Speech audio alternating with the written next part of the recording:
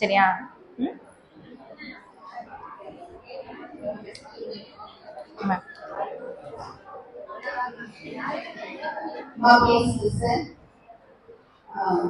Cancer, doctor was talking about the cancer. எங்களுக்கு நிறைய experience அந்த மாதிரி நீங்களாம் சின்ன பிள்ளைங்க, உங்களுக்கு அந்த மாதிரி எக்ஸ்பீரியன்ஸ் ஒருவேளை ஃபேமிலியில யாரும் இருக்க மாட்டாங்க.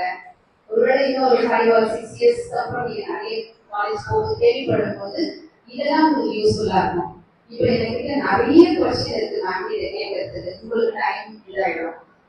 என்னுடைய சர்க்கிள்லயே எனக்கு எக்ஸ்பீரியன்ஸ் ஆன எங்களுடைய நிறைய ஃப்ரெண்ட்ஸ் அண்ட் ரிலேட்டிவ்ஸ்ல ஃபர்ஸ்ட் அண்ட் ஃபோர்மோஸ்ட் இதை அக்செப்ட் பண்ணிக்க முடியல. நம்பர் 1. ஃபார் எக்ஸாம்பிள், இப்போ எனக்கு டாக்டர் வந்து பிரஸ்ட் கேன்சர் சொல்லிட்டாங்கன்னா நான் என்ன பண்ணிடுறேன் அப்படின்னா, நான் இதை first I not able to take up.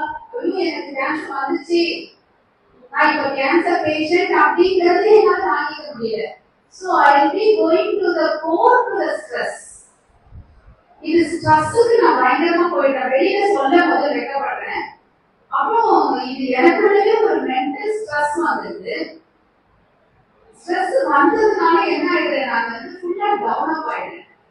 Down ஆனோட மென்டலி ஐ எம் வீக்.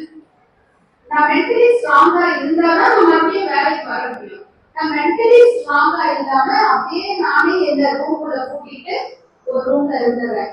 இந்த மாதிரி தான் 99% of the people after hearing they were affected by the cancer, some sort of cancer.